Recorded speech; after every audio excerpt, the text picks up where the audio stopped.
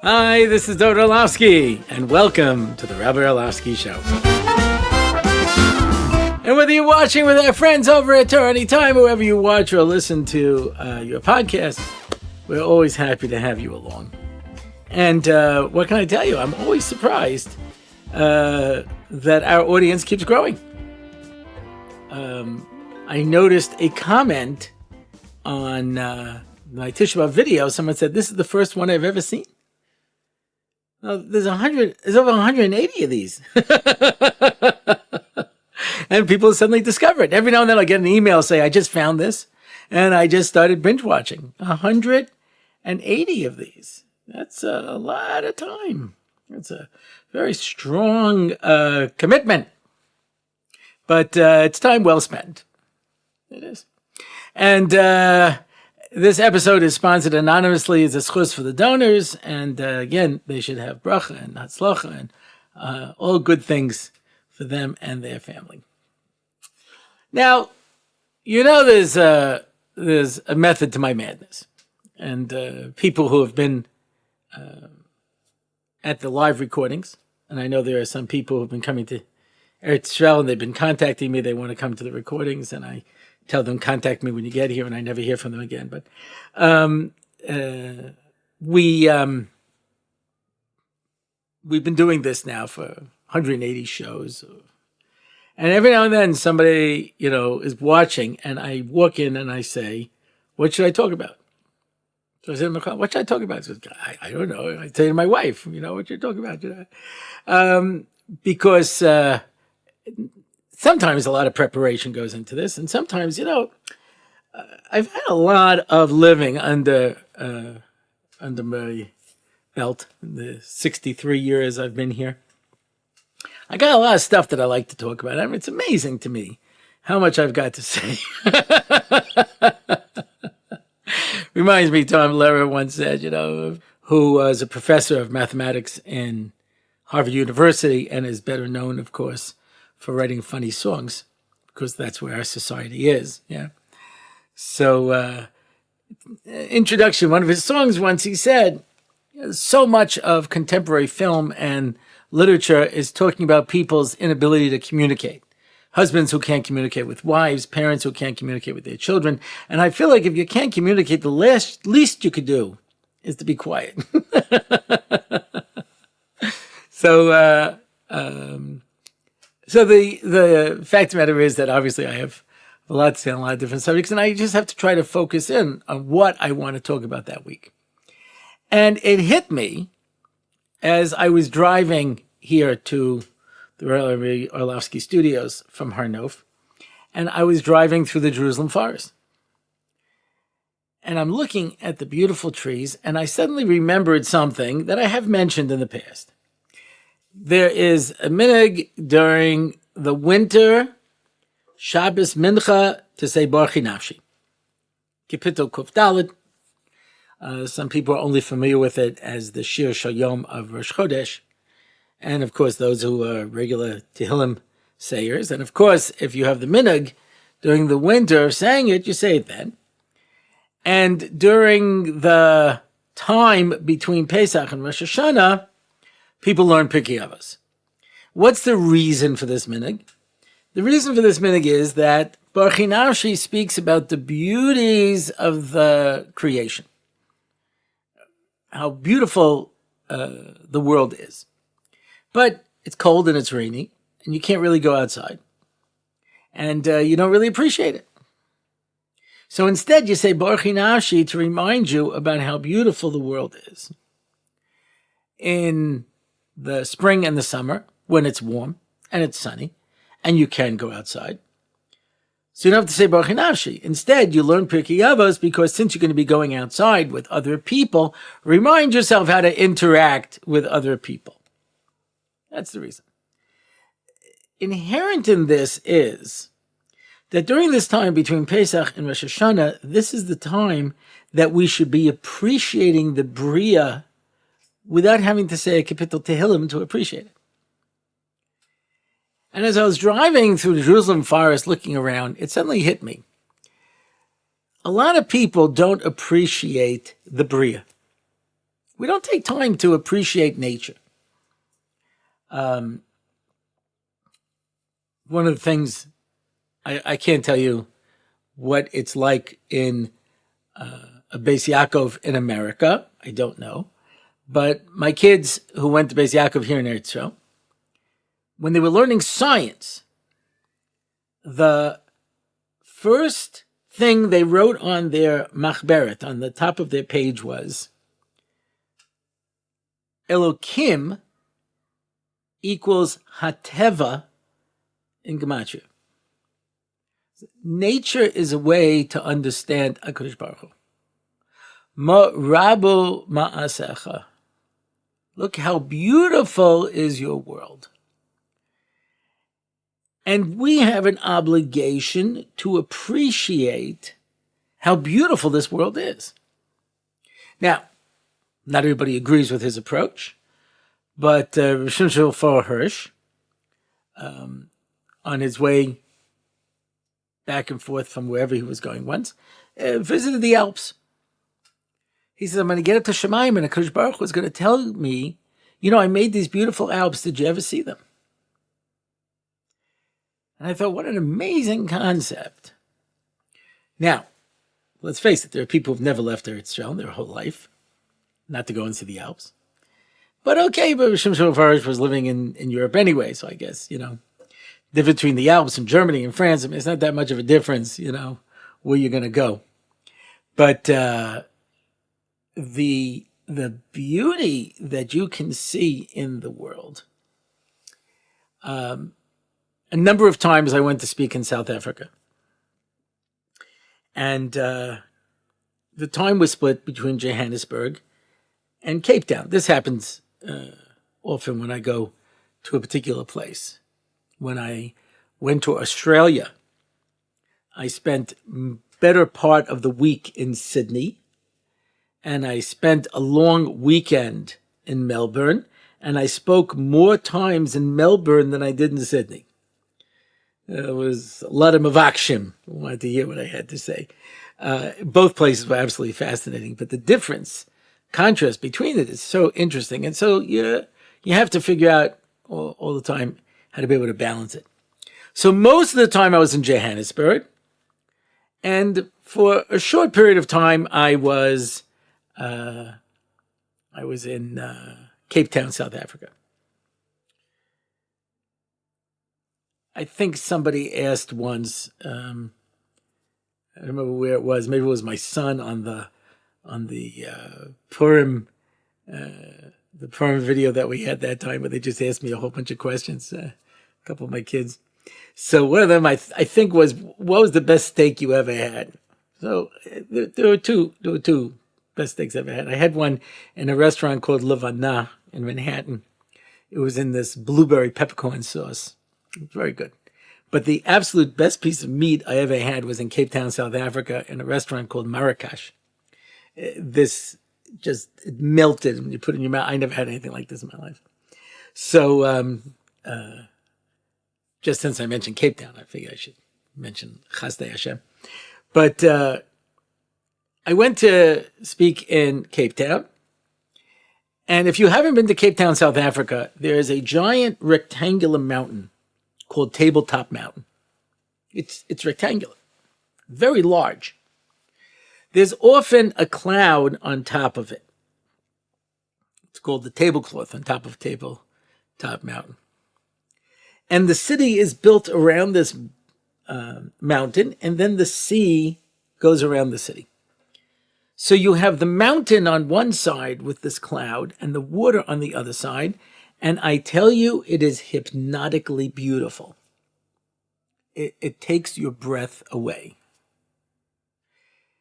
And I pointed this out, and they said the Kiruv movement always did better in Johannesburg than it did in Cape Town. Because the people in Cape Town felt like they already had spirituality. Just looking at the beauty of the Bria that took their breath away. My niece and nephew, the Khans, Zalmi and Tova, For a while, they lived in Miami Beach on Tower 41. And I stayed by them once. And I went out on their, we would say merpeset. I guess it's a porch, a veranda. I'm not sure exactly what you call it. And I'm looking out over Miami Beach. And there's the ocean on one side and the bay on the other. I probably sat there for an hour, just looking. It was so beautiful. It takes your breath away. I one time had to take a train from London to Manchester. And you're taking the train through rural England. And it looks like a storybook. There are these little houses and little farms, and the grass is so green, and the trees and the shrubbery and everything is so gorgeous. And you're just looking out the window, and it's breathtaking. The world that HaKadosh Baruch Hu created is so incredibly beautiful. And you're looking at the Bria and you're saying to yourself, wow. By the way, that's Yiras Hashem. You know, we translate Yira as fear, which is a mistake. Yiras Hashem, when you think of it as being fear of Hashem, so you're thinking it in terms of like the same way as when I walk through Manhattan today and I'm afraid I'm going to get killed, or beaten up. That's the type of fear that we have, that kind of a Yira. That's not what it is. It's more appropriately translated as awe. Awe. Wow. Today, the word means something completely different, but that used to be the meaning of the word awesome. It was awesome. It filled me with a sense of awe. It took my breath away. I use this to describe what they call a transcendental experience. Now, for me, all these things I've described are incredibly beautiful. I grew up out on Long Island, and in the autumn, you would go outside, and the days were getting shorter, and the air was crisp. It wasn't cold yet. And the trees were a riot of color. Oranges, red, scarlet, yellow, gold, all different shades. And you're looking at this. Ein sur ke'elokeinu, say the Chazal, ein tzaya ke'elokeinu. You could not paint a painting this beautiful. I know, because I've had paintings of autumn pictures. It just takes your breath away. When I moved to Israel, that's one of the things I had to give up. Is we don't have autumn here in that sense, because we don't have deciduous trees. Deciduous trees change colors, and that's not the trees here. They're mostly evergreens, and it's something that's so amazing. The first snow, when you look outside and everything's white. If it would then immediately melt, I'd be okay with it, because I can't stand snow. It's wet and it's cold and it gets in my shoes, and there's nothing about it that I like. But when you look at it, when I used to run NCSY, so I used to make every year a ski trip. It was a good program to attract kids who would not normally come to an Orthodox youth program event, but they're going to go skiing. And it was great, because you had 3 hours in the bus there and 3 hours on the bus back. So I brought a lot of advisors along to schmooze with the kids. They had no place to go. They were literally a captive audience. Gives you a lot of time to talk to people. And when we would get there, I would go to the lodge, and I would get a hot cocoa. And I would look out the window at the beautiful snowy slopes. It never occurred to me to actually take little pieces of fiberglass, put them on my feet, and fall down a mountain. I don't believe that was what God intended when he made the world. And almost every year, I brought along my own car, because I had to drive someone to the hospital. There was always somebody broke a leg. Yeah. But I sat and admired it. It was beautiful, beautiful when you're inside of the ski lodge and you don't have to actually be out there. Richard Adams, who wrote one of the best books, in my opinion, that has ever been written, called Watership Down. It's about rabbits. If you can get over that, then trust me, it's worthwhile. It's such mussar in that book. It's just unbelievable. But anyway, so he's sort of the narrator of the story. And at one point he says, people say they like the cold weather, but what they really mean is they like being protected by the cold weather. They like being inside by a fireplace and looking at it outside the window. Not so for wild animals. They have to live out there. Actually, I think the way he put it is wild animals and the poor, to whom the cold, inclement weather is not an enjoyment. It's not something to enjoy. But certain things you see. So I'll tell you a story that I heard many years ago. Rav Kook was in England,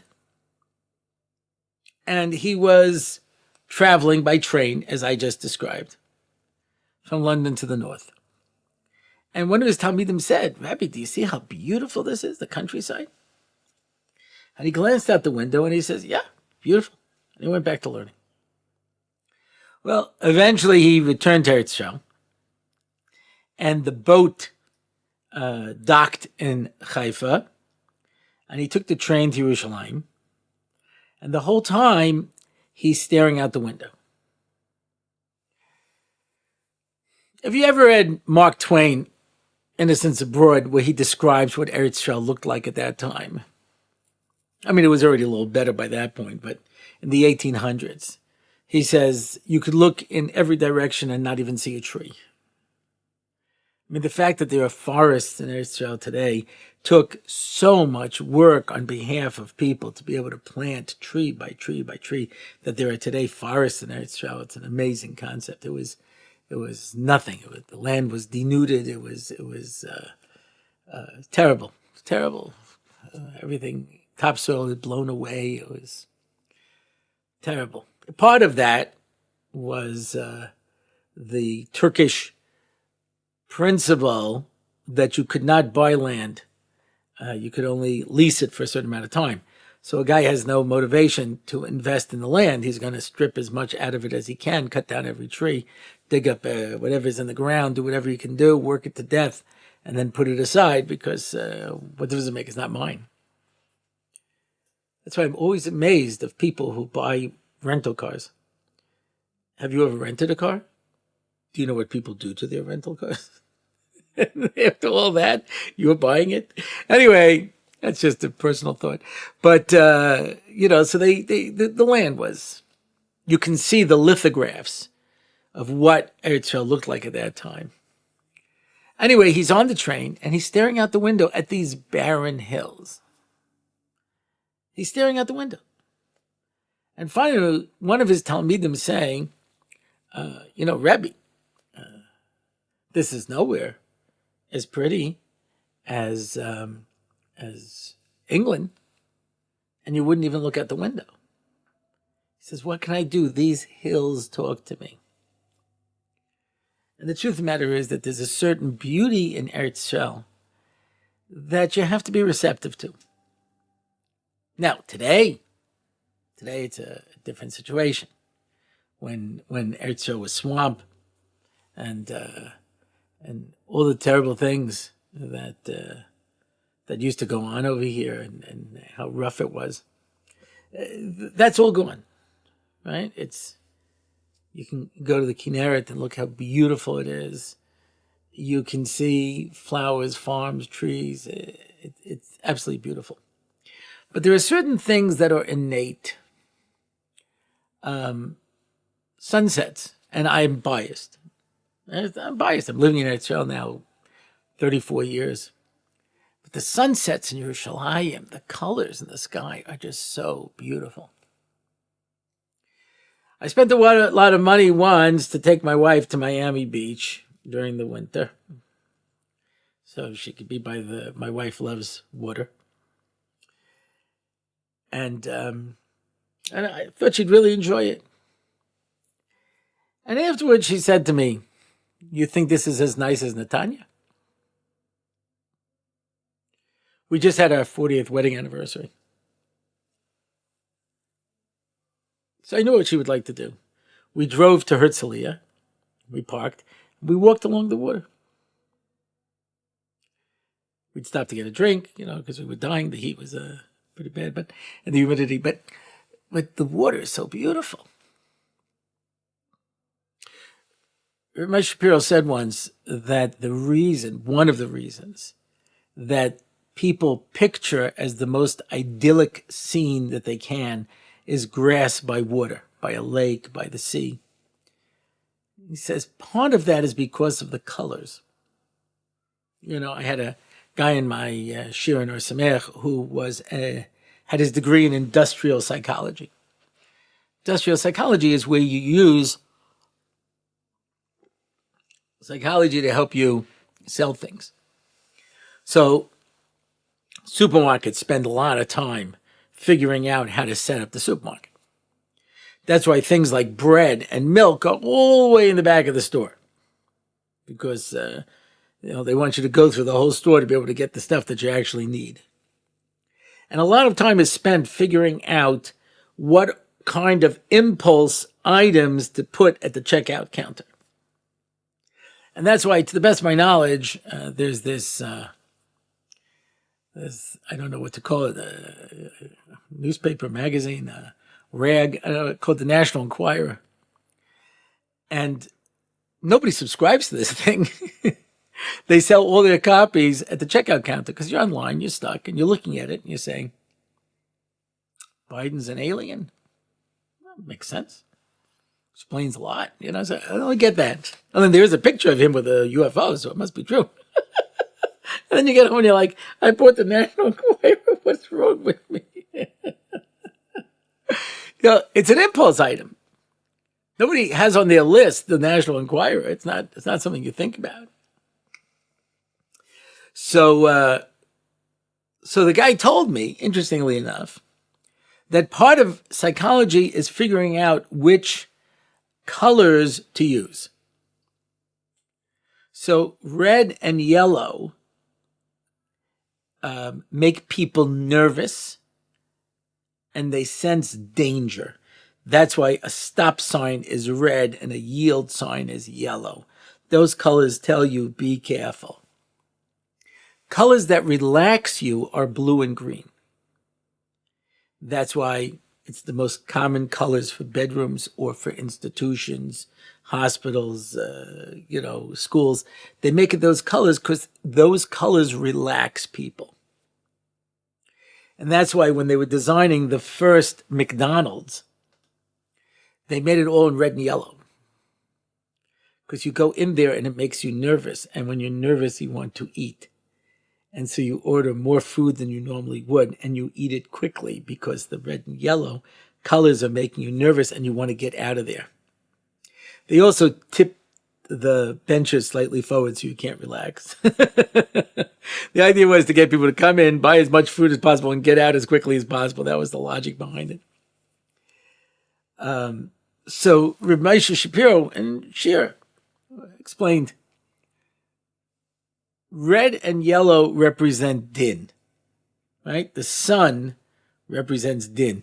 At the end, the Kadosh Baruch Hu will remove, is a shemesh min artika, he'll take it out of its holder, and all the Rishonim will die. That's the colors of din are red and yellow, which are the colors of gold, right?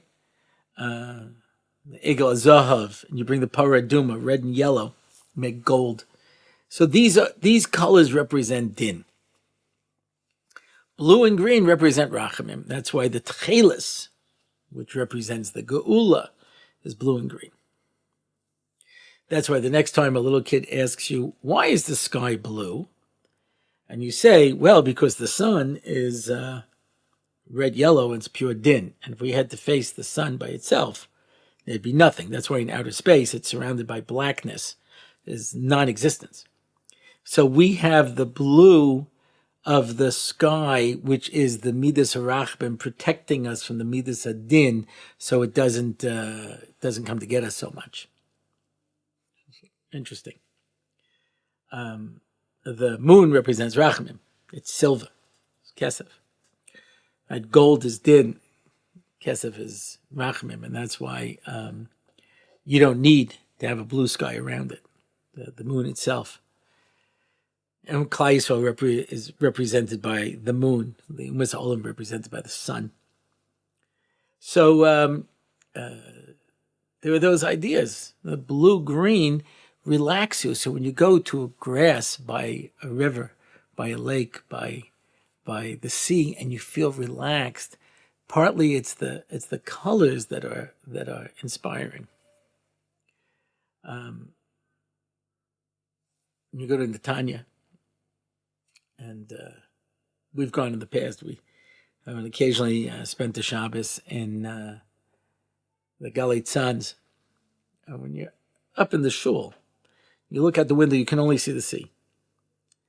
You just see the beautiful blue sea going on forever and ever. It's the idea of Yam. The Yam is the idea of Ein Sof. At Bash is where Kadosh Baruch Hu goes from the Aleph to the Taf, and we're responding from the Taf to the Aleph. So occasionally they meet. So from us, it's Mem and Yud, which is me. Mi baraka ele. And Hashem's response is Yam. Look at the sea, and it'll give you a sense of Ein Sof. You have a chance to appreciate the beauty of nature. Winter fruit, which is mostly citrus fruit, and apples and pears, I enjoy them. But in the summertime, peaches and plums and cherries, so many different types of such sweet fruit. The Yerushalmi in Bracha says that Rabbi Yehuda used to save up money to buy every new fruit that came out. He says, because the Kadosh Baruch Hu is going to say, I made all these fruit for you to taste. How come you've never tasted it? How come you've never enjoyed the things I've made in this world? So this is the time of year. For me, when I used to be in America, I'd drive up to the Catskills. And it's green, green, green. I'm living in Eretz Yisrael 34 years. We don't have that kind of greenery. We don't have that kind of water. It's just not the same. Things are so much smaller and more limited here. But you're just looking at the mountains filled with trees, filled with, flowers. I went to sleepaway camps up in the mountains, so I used to remember you'd look around, things were growing everywhere. So lush. We'll drive up north to go to the Kinneret. Look out the window. It doesn't have that same amount. It's not as verdant, but it so speaks to us because it's Eretz Yisrael, something so special. So, like I say, when we go to Netanya and we go to Herzliya, you could argue that it may not be in absolute terms as much as Cape Town or as much as Miami Beach, but it has a certain level of kedusha to it that you just can't get anyplace else. And that gives it an inner beauty in addition to the outer beauty. So, there's an old expression, take out time and smell the roses. Make some time now. Go to a botanical garden. How many different types of things there are there? To be able to look at the flowers, they're so beautiful. Breathtaking. Give yourself a chance to see them, to appreciate them. Take a fruit, look at the fruit, smell the fruit, eat the fruit, enjoy it. This is the time where we're not locked into the house because of the snow and the rain and the cold. This is the time for us to be able to go around and appreciate the Bria. So that's my message for this week. Yeah, Kadosh Baruch Hu made the Bria, and you can see HaKadosh Baruch Hu in the Bria, and appreciate the beauty and everything that He gave us. Now that we have that time, let's not let it slip away. And that brings us to the question and answer portion of our program. Anonymous asks, I know this is a weird question. If Hashem isn't bound by time, why can't we daven for the past if Hashem is there now? Because you are bound by time. So let's say you daven to HaKadosh Baruch Hu about the past. It doesn't make a difference. You're not going into the past. So I don't know what you gained. It doesn't help, because HaKadosh Baruch Hu deals with you in your limitations. You are limited by time and space, and that's how Hashem deals with you. Anonymous asks, what bracha is schnitzel? I recently heard that it might be mezonos, but I always thought chicken was shehakol. Can you please explain? The answer is, it depends what you mean by a schnitzel. When I was growing up, we never had schnitzel. We had a chicken cutlet. A chicken cutlet is half of a chicken breast that would be dipped in egg and matzah meal and lightly fried on both sides. Delicious. Now I understand. There's a method. I have actually tried it, and it is more effective. First, you put it in the matzah meal, then you put it in the egg, and then you put it into the matzah meal again. That's supposed to help it hold better. Okay. But then you lightly fry it. Delicious, juicy, terrific. My mother used to make that with spaghetti, and you'd have that with spaghetti, and it's still one of those great treats. Yeah, to this day. Now, if you take that piece of chicken and you beat it with a metal mallet until it's 4 times its original size, and then you put an enormous crust around it and deep fry it, so you could take it out and wring the oil out of it, that's a schnitzel. And so the answer is there a reason to make a mezonos on it? Yeah. If it's mostly breading and only a tiny little piece of chicken. My chicken cutlets, there's no question about it. You make a shehakol. But if it's mostly breading, Osim used to make 2 types of soup mixes, chicken soup mixes. One was parv and one was bisari. By mistake, I one time used the bisari one, and I asked somebody what the din was, and he says, you don't have to worry about it. There's not enough actual chicken in that instant chicken soup to make it really bisari. They just wrote that for marketing purposes, you know. If you take a pulki and you tie a string around it and you dip it into the soup, you know, like a tea bag, that's not really enough to make something fleshy. So the same thing over here. I'll give you an example. When I finish making my schnitzels, I usually have some egg left and some of the breading left. So I put the 2 of them together and I mix them up, and I add a little salt to it. I mix it up and I make them into patties and I fry them. And they're really yummy. You got to make sure that you cook them through, and you got to make sure you don't cook them too much so that they come hard. But otherwise, they come out these little matzah meal pancakes. They're delicious. Clearly, it's mezonos. Sometimes, in the breading, there are some little pieces of chicken left. You still make a mezonos, because the chicken is really tougher to the breading. So it's that is the story with the schnitzel. Anonymous asks, if the Rav could meet anyone in the world, who it would be, and what would you say to them? This is an excellent question.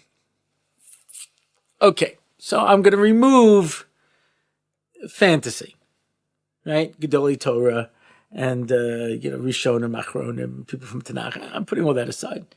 I probably wouldn't know what to say. I don't know what to say to a Gadol B'Yisrael today when I meet them. So what am I going to do then? You know. But I'll tell you who I am interested in meeting and having a conversation. It's somebody that I knew, but I didn't know that I knew them. Yeah. It was my great uncle Yaakov, or Jacob, they called him. Jacob Rudin. So he was a wedding relative. In fact, when I saw the list of the people who came to my bar mitzvah, I saw he was at my bar mitzvah. So what's his story? My mother's grandfather was in Vilna. He was a big Rav, Avram Fishel Rudnitsky. He was written up in the papers. He was a chashuv fellow. And because of the pogroms and everything, he sent his children to America, where unfortunately they did not maintain his standards, needless to say. My grandmother, in fact, married a guy from Odessa, Hirschenhardt. His name was really Gershengard, but the G in Russian looks like an H, and so they changed it at Ellis Island to Hirschenhardt. And my mother told me he didn't go to Shul on Yom Kippur. My grandmother grew up in a home with a Rav and Talmid Chacham. But back then, she said, you were lucky to find a Jewish person to marry. Anyway, my grandmother had a brother, Yaakov. Now, this is a story that I've heard. Now, Rudnitsky, when they came to America, so they changed it to Rudin. The branch that went to Canada changed it to Rodney. But he changed to Rudin. He was such a Talmid Chacham that a family in St. Louis brought him from Europe to marry their daughter, and they would support him to sit and learn. It just had to be 1910, 1920, something around there. His wife died in childbirth, and the family threw him out. And he took his daughter and moved back to New York, where his sisters were. And now he needs a parnasa. He became a milkman. And this is the story I heard from my mother, from her sister, and from her brother. They all use the same exact lashon. He says, and he had a little daughter, so he married the first person who came along. He got married. And that's the story. Yeah. This guy was at my bar mitzvah. He learned in Europe and was such a big Talmid Chacham that a family brought him across to marry their daughter and support him in learning. And this is my great uncle. Uncle Jacob the milkman.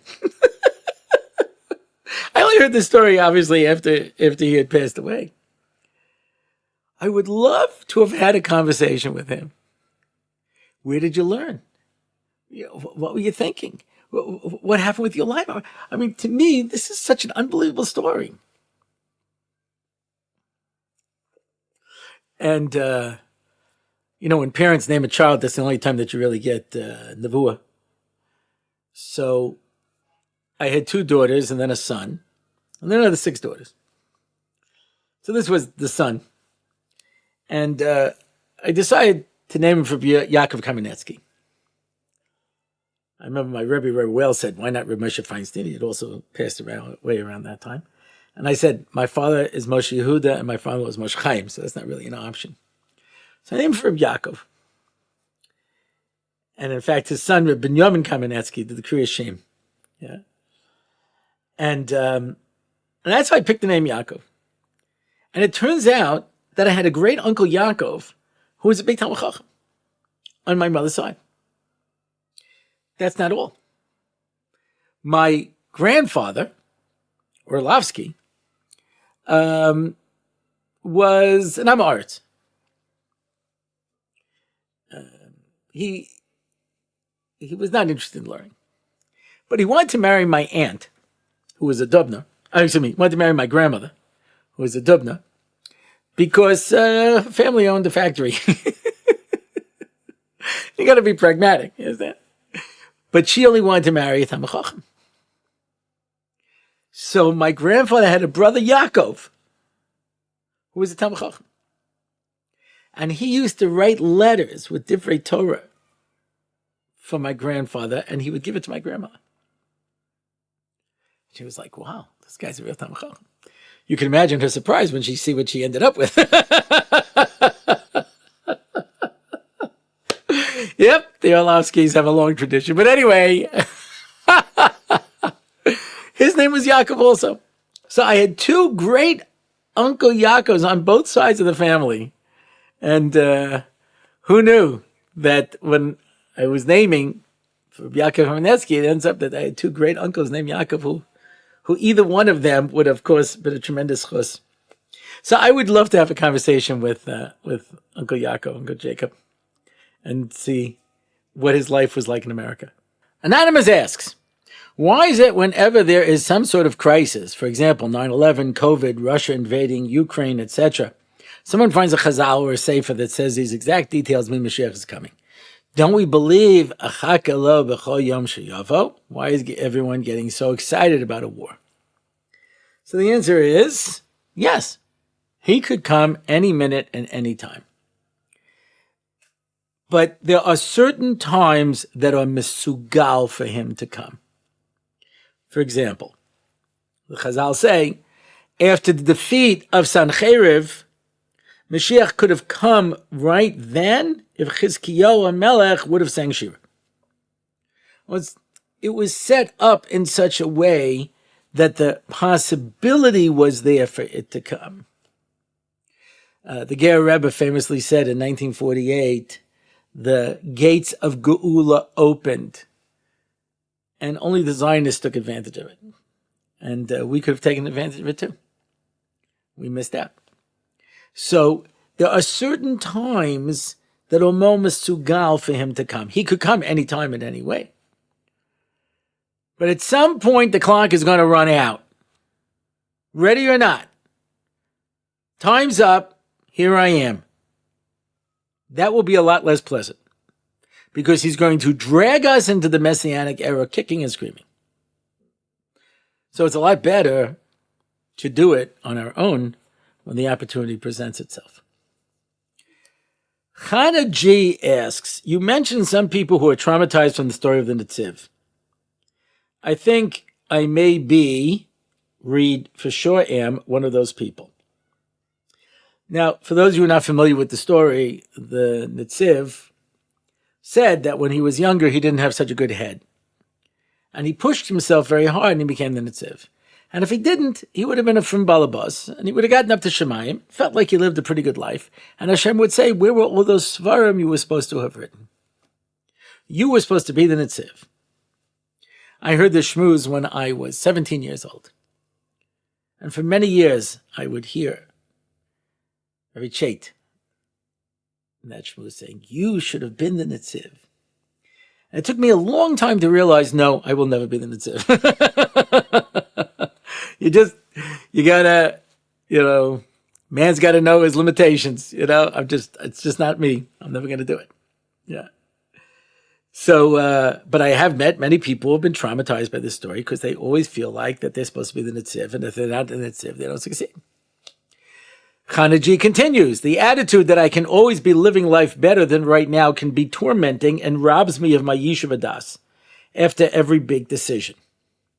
Maybe I could have been more. Maybe I should have chosen that path. Maybe when I get to Shemayim, everything I did do will pale next to what I could have done. Maybe if I was a better person, I could have been zeicha to a more holy job, family, friends, hadracha. And I'll be chayiv for all the lost opportunities. The thoughts are not constructive, and yet I cannot let go of them because aren't they true? How can we be honest about the fact that we are imperfect and have much room for growth and still have an attitude that inspires growth and not anxiety and despair? I remember hearing my father quote the Rosh Hashiva Reb Leibowitz, Chanuch Leibowitz, Alta Chanuch Leibowitz. If it's bringing you closer to Hashem, it's the Yetzer Tov. If it's bringing you further away, it's the Yetzer Hara. But it's hard to fight such a religious Yetzer Hara in me. This is a really big struggle for me. Any practical tips will be appreciated. Yeah, sure. I told you I was traumatized by that story. Because there's always the possibility that I could have done more. How do I know? How do I know when I've become complacent? And how do I know when I'm driving myself crazy with things that I can't achieve, which of course will make you depressed. As someone told me once, I feel like I'm walking a greased tightrope over Gehenna. No matter what I do, I'm going to fall in because there's no way that I can win this game. And that's why so many people give up. Not all, but you meet off the derech kids who tell you it's just, I'm playing a game that I can never win. So why should I bother playing? Why would I play a game that I can never win? So, it made me very depressed. I was depressed to start with, and this, of course, was just the guilt was impossible.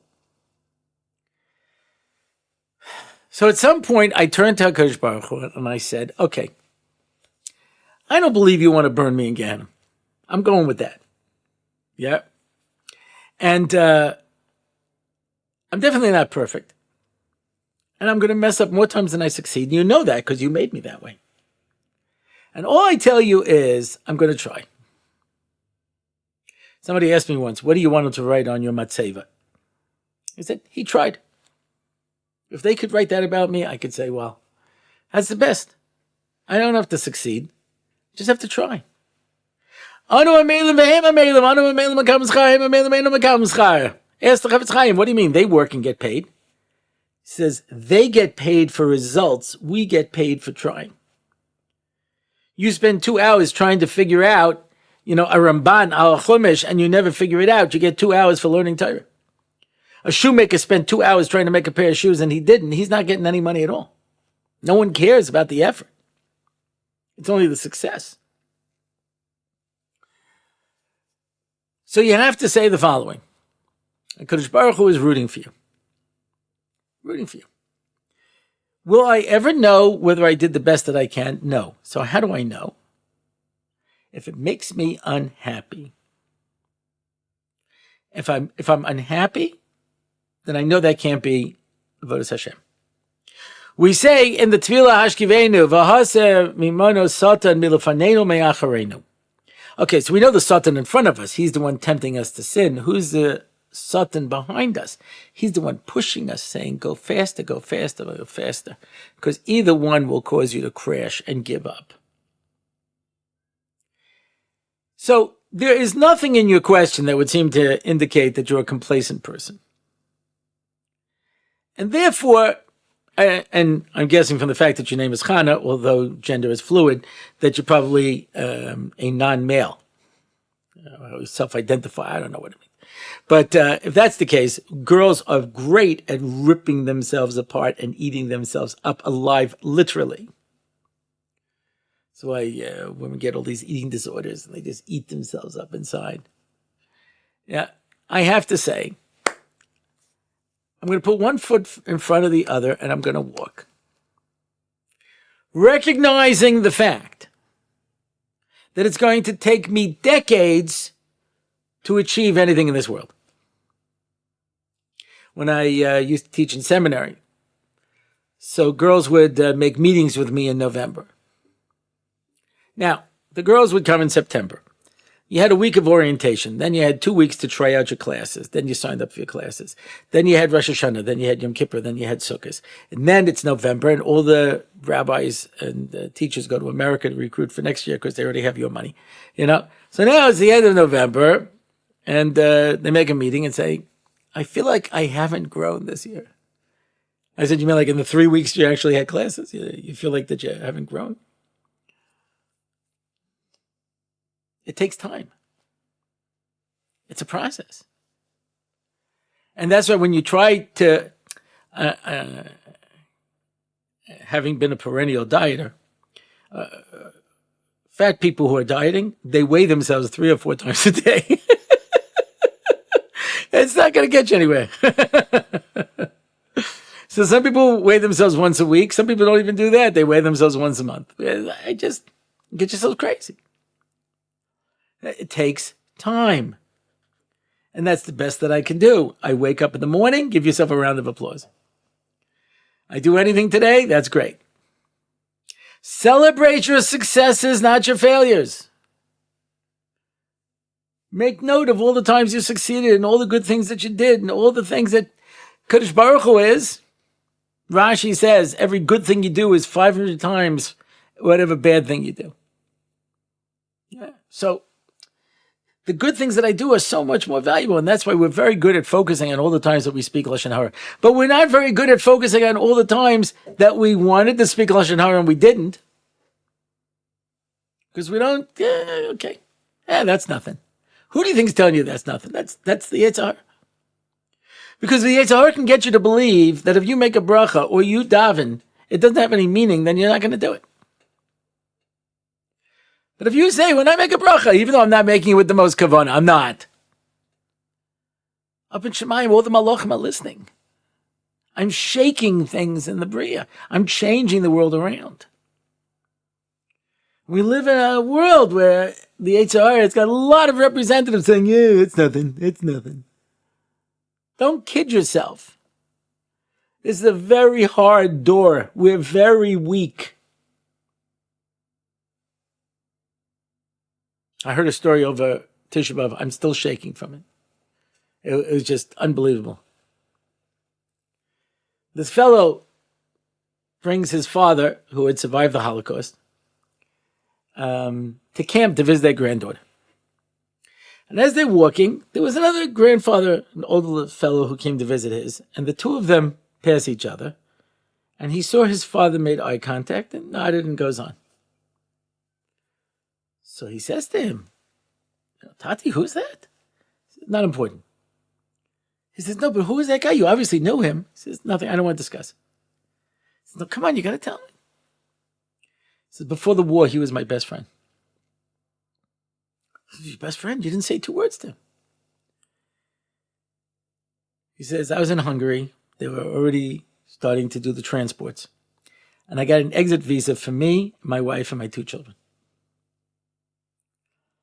And I see my friend, and I was so happy. I told him. He said, you got an exit visa? He says, yeah, for your whole family? He says, yeah. And that night when I came home, the visas were gone, and so was my friend. My wife and children didn't survive the camp. He says, you nodded at him? He killed your wife and children. How do you not say anything? It was a different time. And I can't live my life if I just keep focusing, on all the wrongs that everyone did to me. Somebody parks in a parking space, we want to shoot them. Understand?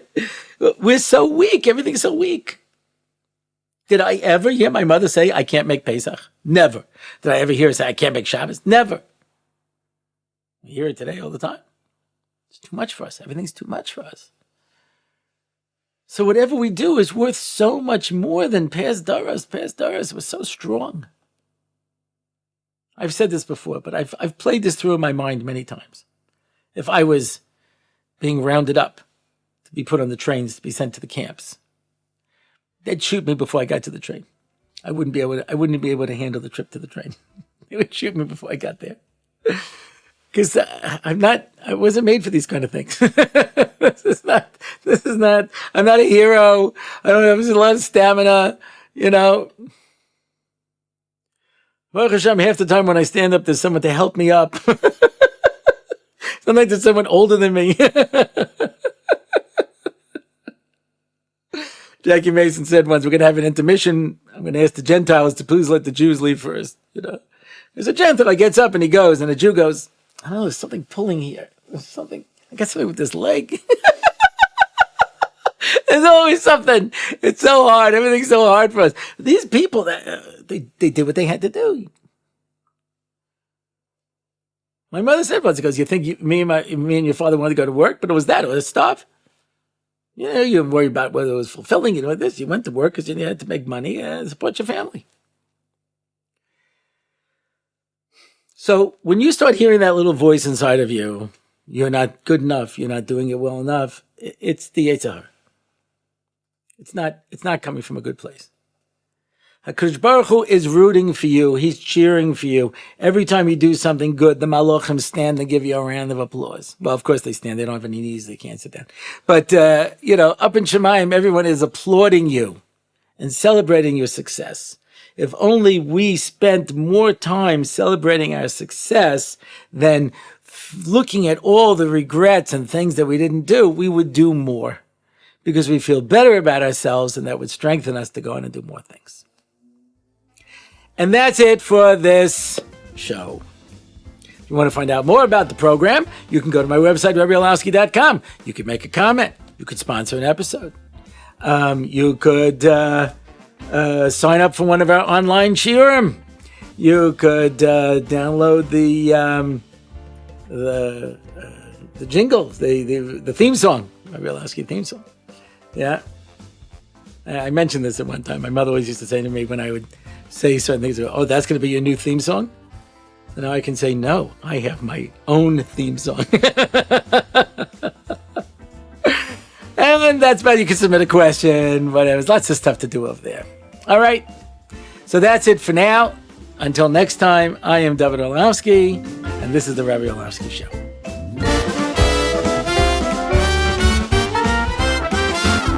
It's the Rabbi Orlofsky Show. Torah and Simcha, ready to go. It's the Rabbi Orlofsky Show. Knowledge and wisdom will help you grow.